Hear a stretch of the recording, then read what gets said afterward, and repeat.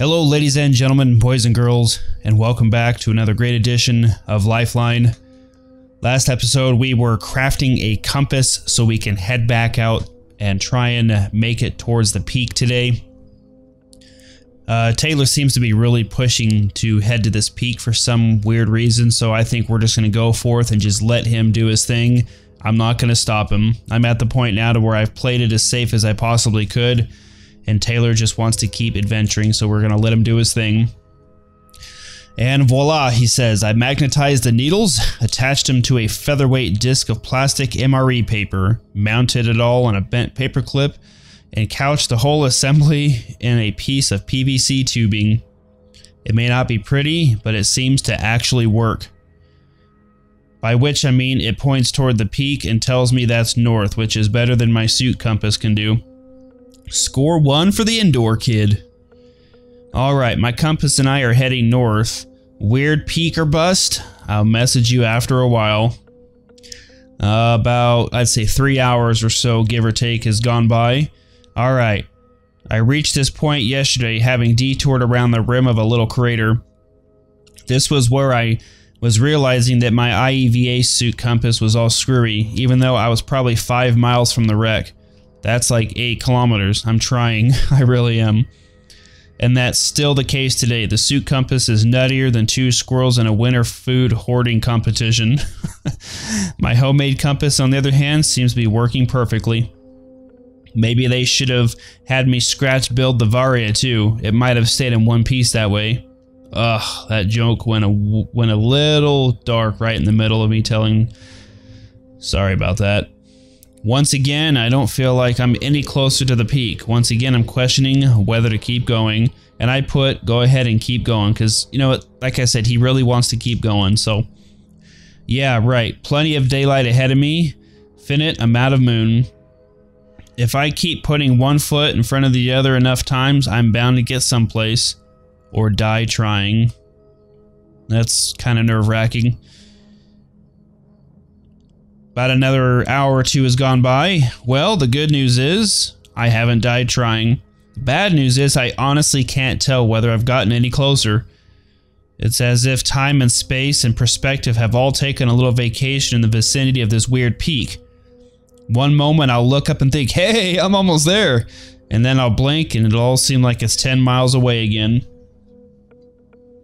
I'm thinking of taking a snack break before I get back to it. And I told him, don't waste time on snacks, man. Let's just keep moving. And he says, I'm not sure how it's a waste of time trying to replenish all the calories I'm burning on this hike, but okay. Maybe I'll hold off for a while until I'm sure I'm getting closer to the stupid peak. If you hear a loud grumbling noise, that's just my stomach. About another hour or so has gone by in real time, and he comes back and says, alright, I've finally been able to make some real noticeable progress. I'm at the edge of another crater. A pretty enormous one, he says, with massive walls to rappel down into it. But the base of the peak is at the center of the crater, right at the deepest point of its concavity. So as long as I can keep an eye on it, it can't go anywhere, in theory, anyway.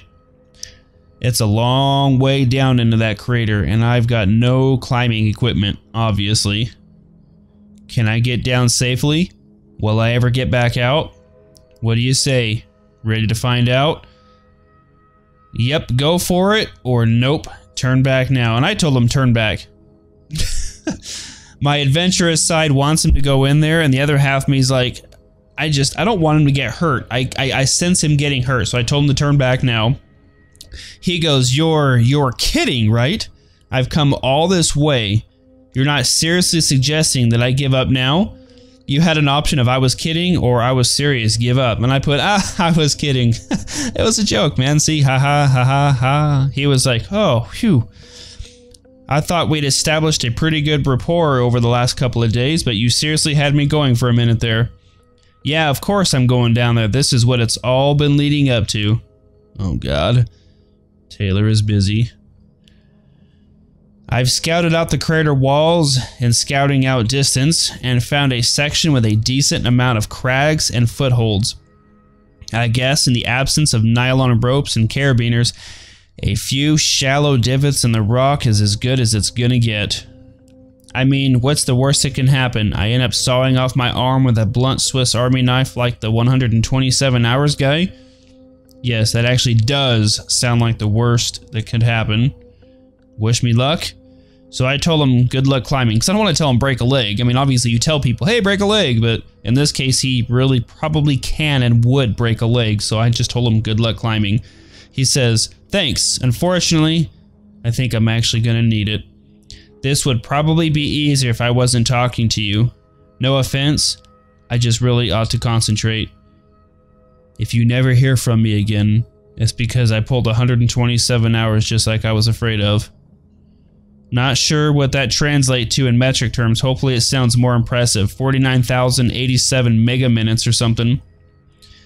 Alright, down I go. Talk to you soon. I hope. And Taylor is busy. I'll be honest with you guys, I'm nervous. I was really wanting to turn around, but at the same time I was very curious. We're here. I went ahead and went with it. So one of two things is going to happen. He's either going to make it down there and we're going to find something very interesting and cool, or nothing at all. Or two, this is going to be the last episode of my Let's Play of Lifeline, because he's going to either fall to his death and we're going to lose communication, or hopefully I'm crossing my fingers that he makes it out there alive and we find something very cool. So, alright guys, cross your fingers for Taylor. Hopefully all is well. Hopefully he makes it down there. Only time will tell. We'll see you when Taylor returns.